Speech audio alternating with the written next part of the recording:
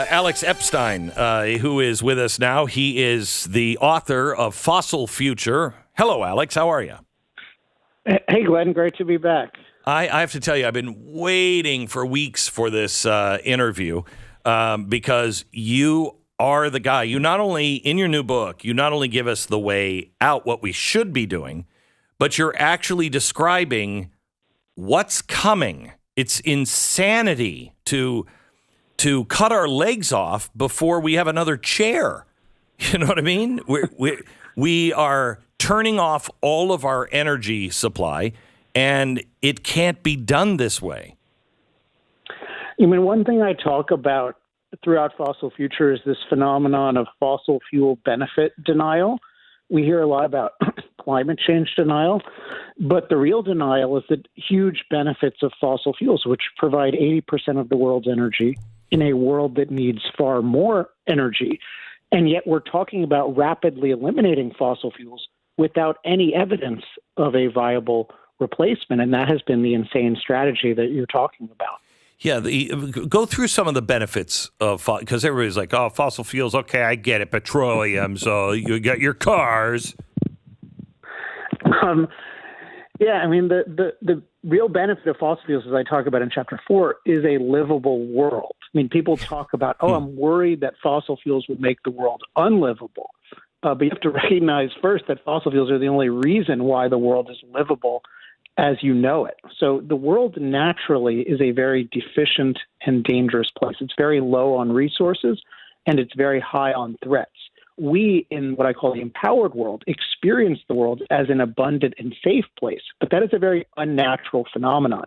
Specifically, it's a phenomenon of being able to use machines to radically expand and amplify our productive ability. So expand means we can produce things using machines powered by low-cost, reliable energy that we simply can't do with our physical bodies, like provide an incubator that can save a baby's life. And then we also amplify our abilities. We can do things like run a combine harvester that can reap and thresh 1,000 times more wheat than a really good manual laborer can. So they only exist in this abundant and safe world by the grace of all of these machines doing work for us. And that only works to the extent energy is cost effective, which means low cost, reliable, versatile, meaning being able to power any type of machine, and scalable. So providing energy for billions of people in thousands of places. And what we're seeing with this energy crisis is when you make energy less cost effective, everything becomes less cost effective. And you see Europe afraid of winter, which is an embarrassment. And you see real threats of starvation around the world. Now, people here in America will say, well, it's not going to happen here. That's just because Europe screwed up somehow, and I don't want to think past that. They actually just didn't take the pause on the Paris Climate Accords, right? So they're just a little ahead of us.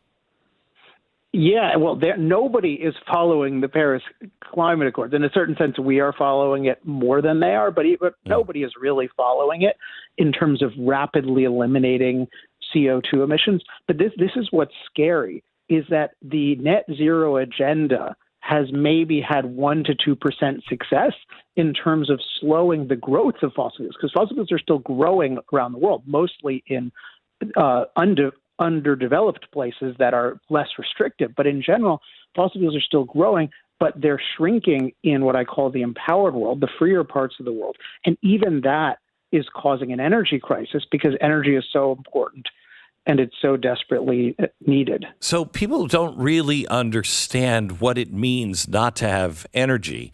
Over in, I think it was Scotland, Amazon and Microsoft shut down some server farms because they just couldn't get enough electricity. We are a country and a civilization that is reliant on our technology, not just our engines, but also our technology. And if you don't have the power, you can't keep it at today's standards. But I don't know if anybody's noticed this.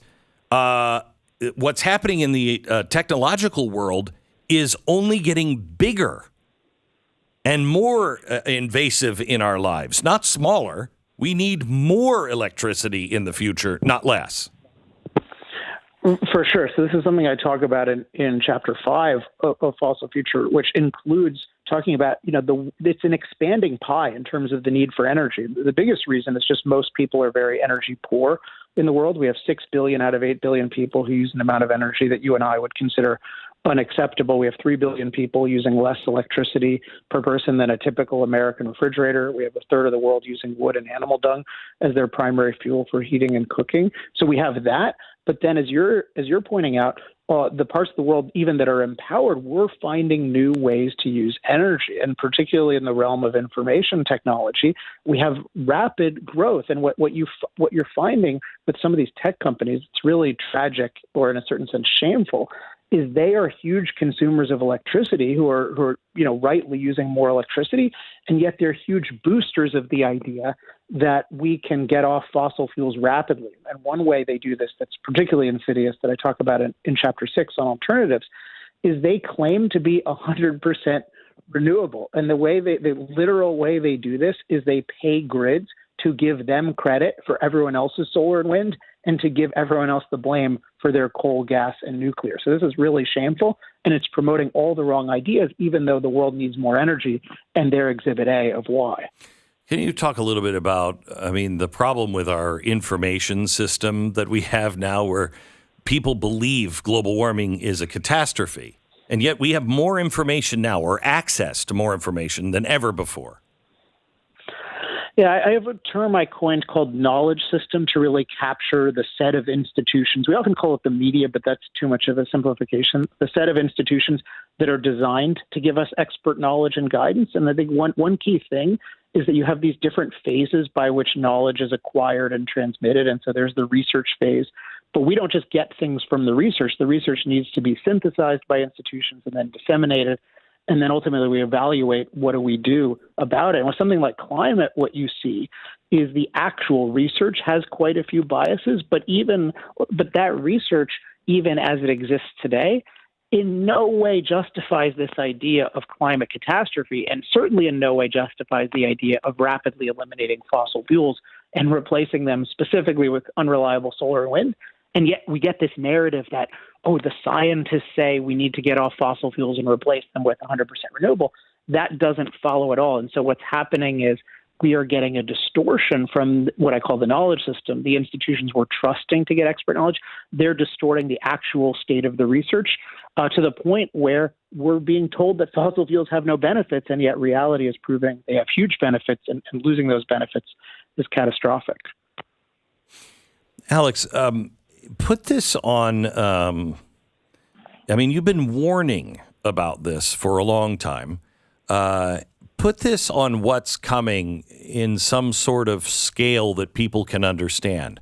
What is life like in 2030 if we continue down this path? What's it like in 2024, 26 if we continue down this path? I think there are two versions of this that we need to contemplate. One is less realistic and one is more realistic. So the less realistic one is the one where we all pursue anything resembling net zero, where we all seek to reduce our emissions without a viable replacement. And certainly there's nothing resembling a viable replacement by 2030, particularly because you're basically not allowed to build nuclear now. So if everyone did that, it would be like much, much, much more extreme than what Europe is experiencing right now, because it's just, and you're just seeing it, their power bills are going up by a factor of 4. All these shops are shutting down. You just see the whole economy crash because it's interdependent. And energy is the industry that powers every other industry. So the price of energy determines the price of everything. So you just see prices skyrocketing and things crashing. So there's that happening on a global scale everywhere. But the reason I say it's unrealistic is, let me ask you, do you think China's going to participate in this, Glenn? No. Do you think China's going to rapidly eliminate emissions? Is Russia going to? No. They're going to love this. No. They'll be providing oil for any country that is not, adopting this insanity. And so this is one of the things I warn about in Chapter 11 of the book, which I call unilateral disempowerment, which Europe is exhibiting right now, which means the freer countries decide, hey, we're going to restrict our emissions, we're going to lower our fossil fuel use. But what happens then is you empower often the less free places like China and Russia. And China in particular loves using huge amounts of coal to produce huge amounts of unreliable solar and wind that then ruin our economy and our way of life. Like, that's great for their ambition of becoming a global superpower by 2049. So that's what I think is the most realistic, is that we kind of sacrifice unilaterally and we make ourselves much less secure, much more dependent on powers that do not wish us well and that are not pro-freedom. Tell me what we lose besides freedom. Tell me what the average person's life, how is this going to impact? How is this going to change their life? Well, I would just ask, have you ever been really poor? Yes, he has, Alex. He has. I I've have. seen it. I've seen it in action. I have. No, I'm just saying, most of us, even who have had success, have had periods where we didn't have much money. I certainly had that in my life, and it will be much, much worse than that.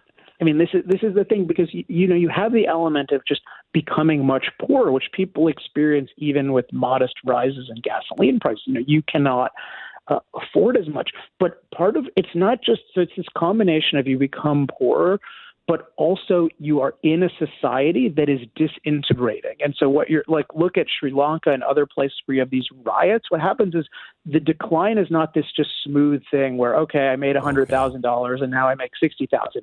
It is chaos. I mean, you just look around the world. Every time you have these fuel price crises, it is chaos. And it's not like America is in a particularly stable state right now, politically and I hadn't socially. noticed. So this is not what we need. Now, the nice thing is we have all the physical resources in the world to produce enough energy for a lot of people to have a good life. This is totally a political, it's cultural beneath that, but it's a political phenomenon. Yes. So we can produce a lot more fossil fuel. We can produce nuclear energy. We can pursue what I call energy freedom. And that's a lot of my work right now, besides, making clear this idea of a fossil future, is promoting energy freedom policies so that we can get there and also get to new alternatives. So I only have about a minute left, and I want to ask you about your energy freedom, because you're saying, let us build nuclear power. Let us, real promising alternatives. Let's release the hounds here. Let us do our work. Chances of that, I'm starting to see people love nuclear energy more than I've ever seen it since I was a kid. I know that's an exciting development. So reality, this crisis, they're helping us open people's minds. If people want to check this out, go to alexepstein.substack.com and you'll see near the top the Energy Freedom Platform. I should say, I used to have no influence at all in D.C., and now I work with something like 300 staffers on policy in different ways. So I'm optimistic that there's a real appetite for a new energy policy that gives us all the energy we need in the present and promotes the positive evolution of energy going forward. Alex, thank you so much. Thanks for all of your hard work. Founder and president of the Center for Industrial Progress and the author of a great new book. It's called Fossil Future, the real story on energy that no one else will tell you about. And it is important that you hear it so you know what's going on. Alex Epstein. If you enjoyed this video, hit like and subscribe to our channel so you'll be sure to see similar videos from Blaze TV, with the added bonus of signaling YouTube that your voice and opinion still matters. And if you're looking for more great conservative content, check out one of the 2 videos suggested here.